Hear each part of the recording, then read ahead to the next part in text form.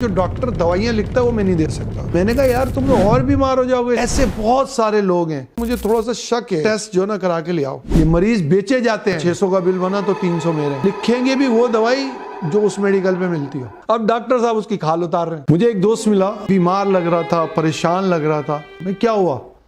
उसने कहा यार कुछ दिनों से तबीयत सही नहीं है। मैंने कहा जाओ यार इलाज कराओ अपना डॉक्टर के पास। बोले यार मैं डॉक्टर की फीस तो दे सकता हूँ, लेकिन जो डॉक्टर दवाइयाँ लिखता है वो मैं नहीं दे सकता, तो मैं डॉक्टर के पास ही नहीं जाता। तो मैंने कहा यार तुम तो और बीमार हो जाओगे इस तरीके से। उसने कहा मैं इसकी परवाह नहीं, अब मैं खाऊं, अपने बच्चों को खिलाऊं या मैं डॉक्टर के पास जाऊं। ऐसे बहुत सारे लोग हैं। डॉक्टर की फीस कितनी है? 150 रुपए, 200 रुपए, 500 रुपए। जितना बड़ा डॉक्टर होगा वो उतनी ज्यादा दवाइयां लिख के देगा। मरीज को डॉक्टर ने देखा, हाँ यार तुम सही लग रहे हो, लेकिन मुझे थोड़ा सा शक है, तुम एक काम करो ये टेस्ट जो ना करा के ले आओ। वो जाता है बेचारा, कहीं से पैसे ऐसे उधार उधार पकड़ता है और टेस्ट वेस्ट करवा के लेकर आ जाता है 5-10 हजार रुपए के। डॉक्टर उसको देखता है, माशाल्लाह यार आप तो बिल्कुल सही हो, मेरा शक दूर हो गया।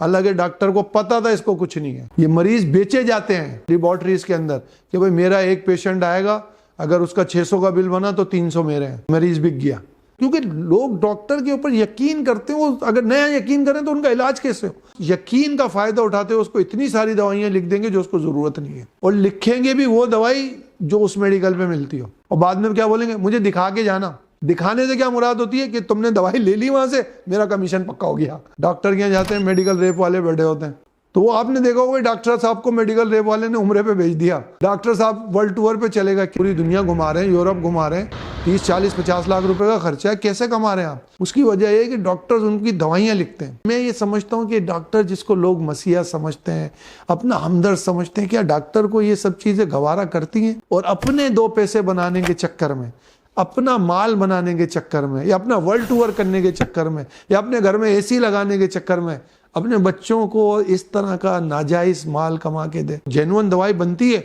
आप लिख के दें। आप उसी ब्रांड की क्यों दवाई लिखते हैं? अब उसमें होता क्या है वो मैं आपको बताता हूँ। वो दवाई होती है 20 रुपए की, मार्केटिंग के एक्सपेंस डाल के, डॉक्टर के एक्सपेंस डाल के वो दवाई की कीमत हो गई 80 रुपए। भरी किसने? मरीज। कमा कौन रहा है इसके अंदर?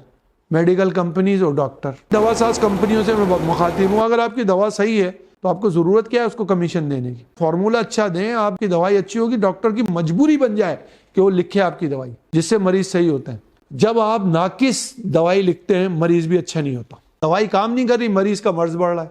अब मरीज क्या करता है, एक डॉक्टर को छोड़ के दूसरे डॉक्टर के पास जाता है, दूसरा डॉक्टर फिर दिहाड़ी लगाता है। अब इस सारे चक्कर में बाज़ औक़ात मरीज इतना बीमार हो जाता है कि हॉस्पिटलाइज हो जाता है। अब ये जो डॉक्टर्स हैं जिनका माशरे में एक मकाम है, इतना इज्जत वाला पेशा डॉक्टर साहब, कोई आदमी आपको ये नहीं बोलेगा डॉक्टर, कोई ना डॉक्टर मैं बीमार हूं, कोई नहीं बोलेगा। जाके बोलेंगे डॉक्टर साहब ये है, डॉक्टर साहब ये है। अब डॉक्टर साहब उसकी खाल उतार रहे हैं। इसको सोचें, लोग वैसे गुर्बत से मर रहे हैं, यहाँ तो काम करने का टाइम है कि लोगों का सहारा बने। जरूर टेस्ट जरूर लिखें, ऐसी दवाई लिखें जिससे मरीज फौरन सही हो जाए। डॉक्टर्स को पता होता है कि कौन सी दवाई में मरीज फौरन तौर पे सही हो जाएगा, कौन सा फार्मूला अच्छा है या किस कंपनी की दवाई अच्छी है। अल्लाह रिस्क का मालिक है, वो रिस्क देने वाला है। ये आप नाजायज तरीके से ये डॉक्टरों को कमीशन देके और दवाइयों की कीमतें बढ़ा के ये जो पैसा कमा रहे हैं, ये आपके काम नहीं आने वाला। तो वो काम करें जिससे आपकी भी आखिरत अच्छी हो और लोग आपको दुआएं भी दें।